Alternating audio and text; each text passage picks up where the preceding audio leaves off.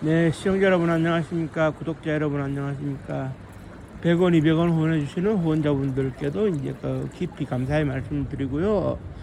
오늘 이제 동영상을 보시면 아시겠지만 비가 오는 화요일인데, 그래도 이제 시간이 좀 나기 때문에 집에 가는 길에 이제 동영상을 하나 이제 촬영하게 되는데요. 저는 뭐 특별한 이제 편집이 없고요. 그냥 있는 그대로 제 모습과 역사 지식을 알려드리는 거기 때문에 동영상 제작이 어렵지는 않습니다. 물론 뭐 이렇게 전문 그래픽이 들어가고 화면이 구성되는 게 아니라서 시청률이 많이 나오지는 않지만 제가 좀 더 시간이 있고 체계적으로 유튜버를 할 수 있는 이걸 좀 배운다면 저도 많이 달라지진 않을까 생각을 합니다. 하지만 역사 콘텐츠로서 뭐 이렇게 먹방하는 사람들하고 이제 비교를 해서 돈을 벌기에는 그건 뭐 꿈이야 다시 한 번이고요. 뭐 오늘 일단 생각난 김에 집에 가는 길에 이제 방송을 켰는데요. 그 당시에 한국 전쟁이 1950년 6월 25일 날 발발을 했죠. 그런데 그때 당시에 유엔군이 참전을 했고 메가드 원수의 인천 상륙 작전이 잊혀지지가 않는데 그거에 대해 가지고 이렇게 생각을 합니다. 그때 당시에 메가드 원수가 머릿속에 그리고 있었던 거에 대해 가지고는 일반인들이 잘 모르고 있어요. 사실 통안의 일사후퇴라고 이제 얘기를 하고 뭐 장진호 전투에서 피눈물을 쏟았다 이렇게 얘기가 되고 있는데, 사실 전쟁에서 희생은 뭐 따르기 마련이죠. 미국이 그때 당시 온화한 기후였으니까 추위하고 싸워본 경험이 없기 때문에라도 힘들었던 거는 뭐 사실인데, 중공군이 깊숙하게 이제 들어오고 하는 것이 눈물의 일사후퇴가 이제 이루어지는데, 메가드 원수의 입장에서는 눈물의 일사후퇴가 아니었어요. 사실 1월 4일이라고 하는 것이 중공군 선발대가 서울에 들어온 날이 이제 1월 4일이라서 일사후퇴라고 이제 얘기를 하는 건데, 사실 그랬어요. 간단하게 말씀드리면 10월 14일경인가요? 국군의 1사단 백순여 준장이 이끌고 있던 1사단이 평양에 이제 점령을 했고, 10월 16일인가 이승만 대통령이 평양에 가서 군중들에게 담화를 발표한 적이 있었는데, 그리고 20일인가 23일인가에 운산까지 가는데 여기서 어떻게 되느냐, 1사단이 진격을 하다가 중공군 포로를 붙잡아 가지고 이제 그때 당시에 이제 중국어가 유창하고 영어도 유창하고 일본어도 유창해 가지고 한국어까지 포함하면 4개국어를 할 수 있었던 유일한 사람이 백선엽 사단장이니까네. 그때 당시에 자기를 뒷받침해 주고 있던 밀번 소장이라고 미국의 군단장이 있었는데, 이분을 직접 모셔와 가지고 자기가 직접 뭐 이 언어 저 언어 다 써가면서 통역을 해가지고 신문을 해보니까 이것이 이제 그들이 말하는 지원군이 아닌 정규군이 이제 참전을 한 거다, 이렇게 결론을 짓고 밀번 소장에게 군단장께서 동경의 최고사령부에 보고를 해주기를 바랍니다, 부탁드립니다라고 했더니 밀번 소장이 내가 오늘 현장에서 보고 들은 것을 그대로 보고할 테니 걱정 못 들어 말라. 그런데 이거를 그대로 보고를 했는데 메가더의 반응이 이제 옳게 왔구나. 그런데 이 시점에서 메가더 원수가 어떤 생각을 하느냐 하면, 이미 1947년도였을 겁니다. 아드리아해부터 또 뭐 다뉴브강을 지나가지고 어쩌고 저쩌고 하면서 그런 철의 장막이라는 단어를 꺼냈어요. 영국의 윈스턴 처칠이. 그 이후 세계는 이념 대립을 벌이고 있었어요. 민주주의냐 공산주의냐. 다만 중도 성향의 국가들이 있긴 했습니다만은 민주주의 편에 붙을 거냐 공산주의 편에 붙을 거냐. 그래서 제3차 대전이 벌어진다면 이념 전쟁이라고 할 수가 있는데 여기서 어떻게 되느냐? 중공군이 제발로 기어 들어왔으니까네 얻어맞는 척이라도 하자. 그리고 그들이 30만 명이라고 하는 압도적인 지원군을 보내왔고 휴가로 더 보낼 수 있다고 하니 우리는 맞서 싸우자. 대신에 이 기회가 이념 전쟁으로서 그런 그 민주주의 국가와 공산주의 국가가 한판 붙는 전쟁터의 개념이 되어야 한다. 이게 메가더의 생각이었어요. 그러다 보니까는 이제 그때 당시에 메가더 원수가 비밀 전문을 보내가지고 트루먼 대통령한테 보고를 했어요. 그 보고 내용이 이제 세 가지였는데 첫 번째가 뭐였냐? 대만의 장개석 총통이 이끄는 국민당 군대 국부군이 한국 전쟁에 참전을 한다.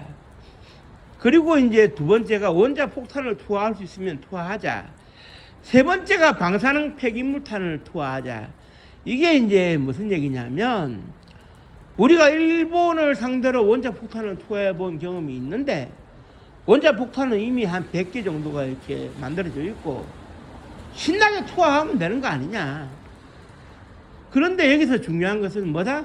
그 시점까지만 하더라도 괌에 있는 핵기지의 그 관리 총괄 책임자가 누구였느냐? 메가더였어요. 그래서 메가더가 판단을 하면 일본까지 핵을 실어 올 수는 있었거든요. 그리고 이제 대만 장개석의 국부군을 그 참전을 시키는 것은 장개석 총통과 이승만 대통령과의 관계도 고려가 되겠지만 이 참에 중공군하고 한판 붙어가지고 북경을 도로 되찾아가지고 장개석에게 돌려줄 수 있도록 하자. 그래서 그 넓은 땅이 다시 민주주의 국가로 꽃피울 수 있도록 하자.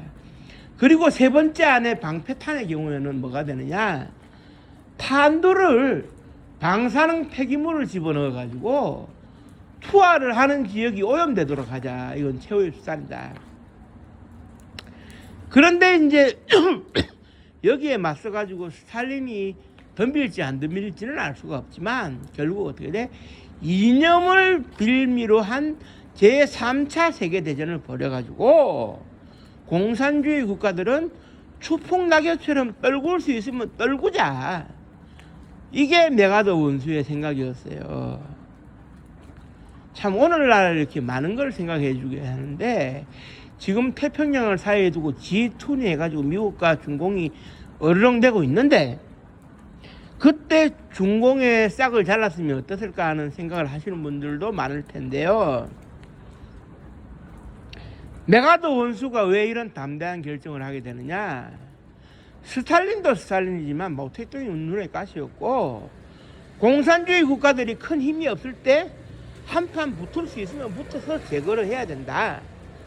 그래서 적어도 한반도와 그 중국의 그 당 모양을 하고 있는 그런 지형에 있어서는 공산화를 이제 막고 이제 민주주의 국가로 거듭나고 동북아 지역에 이렇게 그 스탈린은 어쩔 수 없다 치더라도 평화를 구축하는 시스템을 만들어 놓겠다.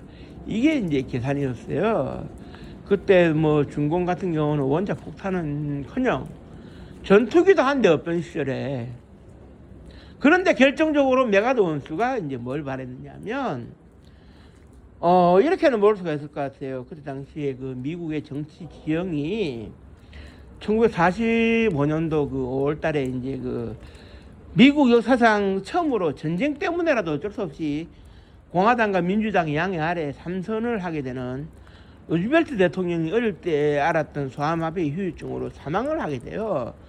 그래서 급거 대통령 자리를 이어받은 게 트루먼이었는데 이 트루먼 대통령이 재선에 이제 그러니까 공식 선거에서 승리를 해가지고 한 차례 더 대통령을 하고 있었고 52년도에는 새로운 대통령 선거하에서 새로운 인물이 뽑힐 텐데 이때 공화당에서 내세우고 있었던 사람이 그 유럽의 제2차 세계대전의 영웅이었고 노르망디 상륙 작전의 화신이었던 그런 그 아이젠하워, 드와이스 아이젠하워를 후보로 이제 꼽고 있었는데, 제3차 세계대전을 통해가지고 공산당 세력을 일거에 박멸할 수 있다면, 공화당 당원들은 일제히 내가 더 나 자신을 대통령 후보로 이제 추대할 것이고, 그러면 선거에서 민주당의 그 스티븐슨 후보, 한국 전쟁에 대해 가지고 어정쩡한 입장을 표명하고 있는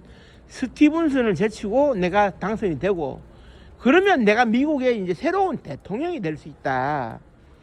요걸 꿈꾼 게 메가더였어요.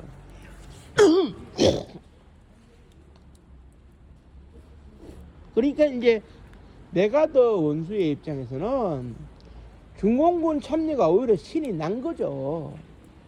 제3차 대전으로 가져갈 수 있는 전환점이 되었다. 실제로 그 30만 대군이라고 하고 뒤에 추가로 병력이 왔지만 어떻게 되느냐? 미국 그 군 역사에서 벤플리트 탄약량이라고 해서 유명해진 그 벤플리트 대장이 한국에 와가지고 메가더의 뒤를 잇게 되고, 그러면서 무수한 탄약을 쏟아부은 끝에 중공군을 그냥 뭐 초착시켰거든요. 추풍낙엽으로 만들었기 때문에 해까지 가미가 된다면은 뭐 북경, 뭐 상해, 남경 이런 도시들은 추풍낙엽이 될 수가 있는 거죠. 그런데 이때 그 미국 쪽에서도 핵무기의 그 사용 가능성에 대해서 검토를 하는 입장이 되고, 검토 자체는 하고 있다는 백악관 대변인의 발표가 있게 되자 연합군을 대표했던 영국의 그 애필리 수상이 워싱턴으로 날아가가지고 그 트루먼 대통령하고 긴급히 비밀리에 회담을 했어요. 아마 그때 당시에 윈스턴 처칠이 계속 총리직에 있었다면 더 강경했겠죠. 까짓것 핵 수치다 했을 수 있는데, 이 애틀리가 날아가가지고 뭐라 하느냐, 핵을 사용하면 3차 대전으로 이어지는데 지금 유럽의 국가들이 그럴 여력이 없으니 발을 뺄 수도 있다. 그렇기 때문에 핵 사용은 곤란하지 않겠느냐라고 얘기를 하고, 그러면서 이제 트루먼 대통령이 그러면 내가 어떻게 하기를 원하느냐 하니까네, 괌 핵기지의 핵 사용 권한 자체를 당신이 가져가고 메가더 원수에게는 박탈을 해주면 된다. 그것만 해도 우리는 위기를 넘길 수 있다. 이렇게 얘기를 했어요. 그래서 트루먼 대통령이 그렇게 하겠다고는 했는데, 문제는 뭐냐? 트루먼 대통령이 자기가 그 권한을 가져가려고 하니까 결국은 어떻게 되느냐? 어떻게 되면 어떻게 됩니까? 메가더 원수를 해임하지 않을 수가 없게 되는 거죠. 그렇게 되니까 1951년도 4월 1일 날 만우절날에 메가더 원수를 해임한다는 발표를 했고, 미국 국민들은 그 장난을 치는 줄 알았어요. 누군가가 장난을 치는 줄. 그런데 저녁 브리핑에서 백악관 대변인이 공식 발표를 하자 미국인들은 대성통곡을 하는 거죠. 군인의 그런 그 조건에서 보면 미국 국민들은 태평양의 화신이었고 미국을 구해낸 메가더를 아이젠하워보다 더 칭송을 했거든요. 그러니까 그 결과로 어떻게 나타나느냐, 그 다음 날이었어요. 지금 그 미국의 그 워싱턴에 가면 워싱턴 내셔널스라고 해가지고 야구단이 새롭게 이제 연고지를 이어받아가지고 이제 그러니까 이제 캐나다에서 운영이 되고 있었던 몬트리올 엑스포스라고 하는 야구단, 한국인 김선우 선수도 활약한 바가 있었던 몬트리올 엑스포스라고 하는 야구단을 넘겨받아가지고 워싱턴에 정착을 해가지고 워싱턴 내셔널스라는 야구단이 있는데, 그 야구단이 있기 전에 그 원래 그 1900년대에 그 워싱턴을 연구지로 하고 있었던 야구단, 그 워싱턴 그 세네터스라고 있었어요. 워싱턴 세네터스. 워싱턴 세네터스 하면은 그 누굽니까? 그 유명한 그 야구 선수 그 $2의 희비가 걸렸다는 그 선수가 있죠. 그 저기 미국의 그 유명한 야구 선수인데 이름이 생각 안 나네요. 월터 존슨. 416승의 대기록을 작성한 월터 존슨이 뛰었던 팀으로 유명한데, 이 워싱턴 내셔널스가 51년도 4월 2일 날, 그러니까 메가드 원수 해임 그 다음 날 51년도 시즌 개막전을 치르게 되자 어렵건 미국 대통령으로서 트루먼 대통령이 시구를 하러 갔는데, 시구는 했지만 4만 명이 넘는 관중들이 뭐라고 하느냐, 야유를 퍼부은 거예요. 겁쟁이 트루먼 대통령은 미국 집으로 돌아가라. 우리에게는 메가드 원수가 필요하다. 이렇게 야유를 퍼붓는 거예요. 그러니까 통상적으로 경기 자체를 지켜보고 경기가 끝난 후 양팀 선수들을 격려해주고 백악관으로 돌아가는 그것도 못하고 시구만 하고 그냥 백악관으로 사라진 겁니다. 트루먼 대통령은. 그런데 메가드 원수의 해임 자체는 결국 이렇게 3차 대전으로의 확전을 막겠다는 결국 그 트루먼 대통령의 의지가 반영된 것이고, 그래 이제 그 후임으로 부임하게 되는 그 리찌웨이라든지 그 다음에 벤플리트 장군 같은 사람들은 절대 그 백악관에 충성을 다하는 사람이니까 독자 의견을 낼 수가 없는 거죠. 그러다가 1952년도 그 10월 달에 미국 대통령 선거 11월 달에 있었는데, 거기에서 이제 당선이 되는 아이젠하워는 처음부터 시종일관 한국 전쟁이 휴전될 수밖에 없는 입장을 설명하면서 유권자들의 표를 모았으니까 대통령이 당선이 되고 그렇게 휴전으로 이어진 겁니다. 그런데 이제 그 미국인으로서 계급이 원수까지 올라간 상황에서 태평양 전쟁의 신화를 남긴 메가드의 입장이라면 아무래도 대통령 꿈 꿔볼만 하지 않겠습니까? 실제로 아이젠하워가 대통령이 된 것만 보더라도 메가드가 꿈 못 꿀 이유는 없어요. 그런데 메가드에는 이제 그 어떤 계기가 있어야 되니까, 그렇다면 내가 그 한국 전쟁을 제3차 대전으로 확전을 시켜가지고 목표를 이루고 미국인들을 일떠 세우겠다, 뭐 이런 계획, 이게 틀렸다고 보기는 어려워요. 그 모택동이라든지 주울레라든지 주덕이라든지 그 다음에 그 사령관 팽덕회라든지 다 이렇게 그 국방장관이었던 그 나중에 도망을 가다 죽게 되는 그 임표, 이런 사람들도 최다 이제 원자 폭탄을 겁을 낸 건 사실이에요. 그래서 이제 어떻게 되느냐, 제가 그때 기획하기로 30만 명은 우선 보내가지고 이제 싸우도록 하는 대신에 만주에 달 한 발에 원자 폭탄이라도 투하된다면 우리는 그냥 수업하겠다, 뭐 그런 입장이었던 것 같아. 그러니까 그때 당시에는 원자 폭탄이 공포로 다가오는 입장이었는데, 일단 뭐 순망치안이라 그러죠. 그 입술이 없으면 이가 시리다는 식으로 해서 버티긴 버텼는데, 그때 골치 아픈 북경을 없앨 수 있다면 그거는 100년을 내다본 메가드의 지혜가 아닌가 생각이 됩니다. 그때 그 골치 아픈 암덩어리들은 제거를 해야 되죠. 우리가 암도 초기, 2기, 3기, 말기가 있지만 초기에 잡아야 유리하다는 것이 그런 의미 아니겠습니까? 전염병은 초기에 확산을 막아야 되는 것이죠. 저는 항상 공산주의를 그런 암덩어리 또는 그런 전염병에 비유하는 사람으로서 제거돼야 되는, 초기에 제거가 돼야 된다고 저는 이제 생각하는 입장이거든요. 참 메가드 원수가 오늘따라 많이 생각이 나네요. 그 사람이 그 태평양의 그런 정치 질서, 경제 질서, 군사 질서를 그때 이미 내다봤다는 것은 참 오늘날 미국의 대통령들이 많은 것을 생각해 보게 하는 그런 지점이 아닌가 생각을 하고요. 어차피 일어난 전쟁에 희생이 따른다면 그 희생을 딛고 전리품을 얻고 성과를 얻어야지, 시시껄렁하게 휴전이 뭡니까, 휴전이. 우리가 먼저 일으킨 전쟁도 아니고 미국이 먼저 일으킨 전쟁도 아닌데, 다만 메가드 원수 입장에서는 기회가 왔는데 이 기회를 놓칠 쏘냐, 뭐 이런 입장이었거든요.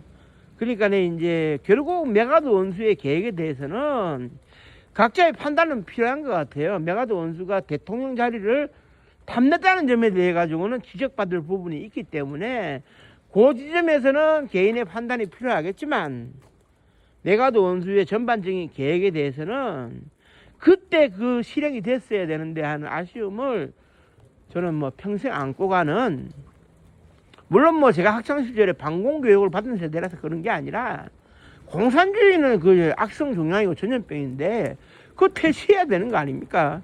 퇴치할 걸 퇴치하는데 뭐가 그 설명이 뒤따르고 판단이 뒤따르겠습니까? 그러니까 이제 그 각자의 판단에 맡기지만 조만간에 메가더 원수에 대해 가지고는 그 제가 시간이 나면 인천의 그 월미도 앞바다 자유공원에 있는 메가더 원수 동상 앞에 가서 한번 방송을 해볼까 하는데요. 또 그때가 되면 또 방송을 또 멋지게 해서 제가 알고 있는 지식을 좀 풀어놓도록 하겠습니다. 그 오늘은 비가 많이 오는데요. 이 추위에 조심하시고 바닥이 그 얼수가 있으니까 조심하세요. 그 오늘 뭐 이렇게 제가 살고 있는 지역에 보조 축구장에 사람이 한 사람도 없습니다. 축구 경기도 안 하고 비가 오기 때문에. 자, 이렇게 보일러 후끈후끈하게 떼시고 즐거운 화요일 되시기 바랍니다. 고맙습니다. 감사합니다.